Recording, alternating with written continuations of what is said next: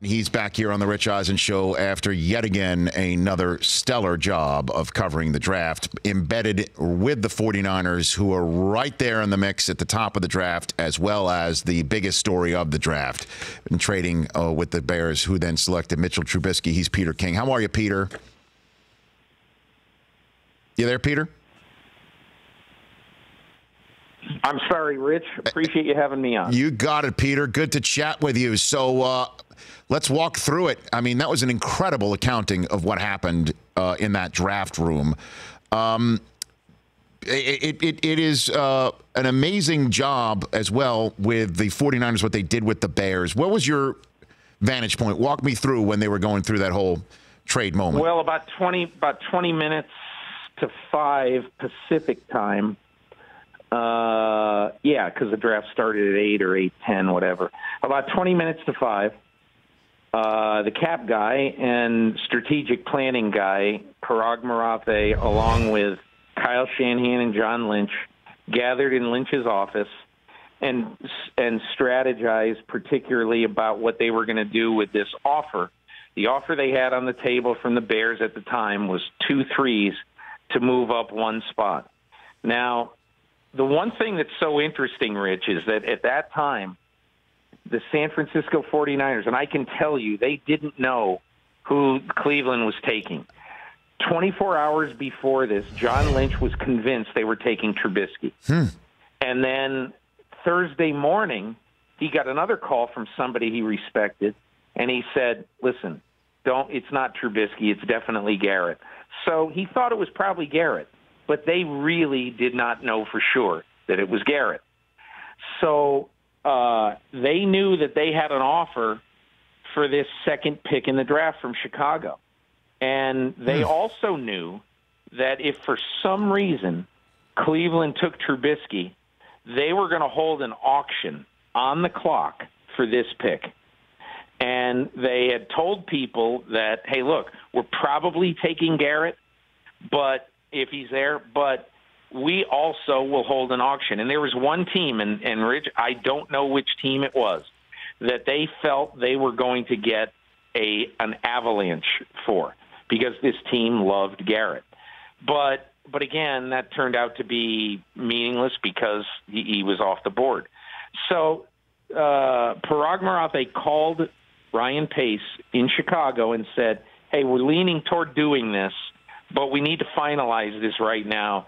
We have other interest in the pick, which was true, and we have other interest in the pick, but we'll go with you and we'll do this. We need something else. We're thinking about your 4. Pace said yes. When they called him back and everything, they went back and forth, and Pace said yes. And so then they just sat there, and they had to be sure at that time that Garrett was going first. So then they made the trade with Chicago. Chicago picked Trubisky. And for all those people who will say that the Chicago Bears knew or this was the kind of risk that you have to take sometime in a draft, even if there's only a 15% chance you're not going to get your guy, that's worth risking the 2 threes and a 4. Well, imagine if you're Ryan Pace and you think that this guy is your quarterback of the future. Are you telling me you wouldn't risk 2 threes and a 4? To have the peace of mind to know he was going to be your quarterback of the future. And, Rich, keep in mind that relative to the last time a team moved up from 3 to 2 to get a quarterback of the future, it was with Ryan Leaf.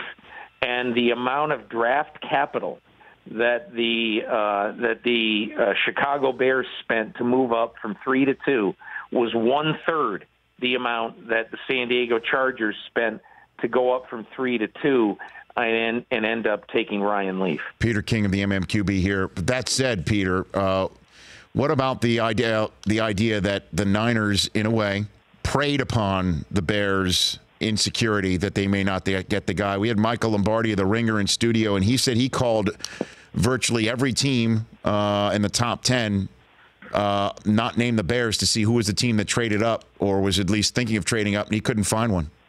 What do you think of that? Did he call the Browns? Okay. That's the question.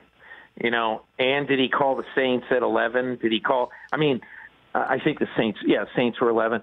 I'm just saying that Lynch said to me that he had conversations with Sashi Brown this spring, and the 49ers weren't going up to number one. So it was clear that those conversations were the Browns going up to the Niners. Now, I'm not saying that the Browns would have gone up to number two. I'm not saying that at all. Right. What I'm saying is that if you think that you want to be absolutely sure you're going to get your guy, all I can say is it's very easy now. Very easy now. It's very Monday morning quarterback-ish, no pun intended. Nice. To sit here and to say the Bears did a stupid thing and the Bears should have been patient and gotten their guy.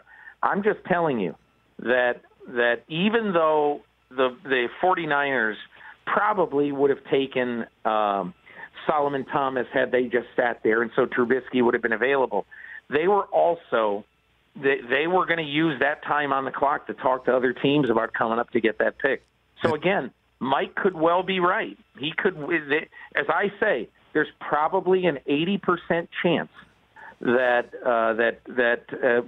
Pace could have sat there at number 3 and gotten Trubisky. And but again, it definitely was not a sure thing. Couple of minutes left with Peter King of the MMQB. So there's that one aspect about the dysfunction, if you will, of the Bears is that they didn't have to make the trade, and they did, and we've just addressed that.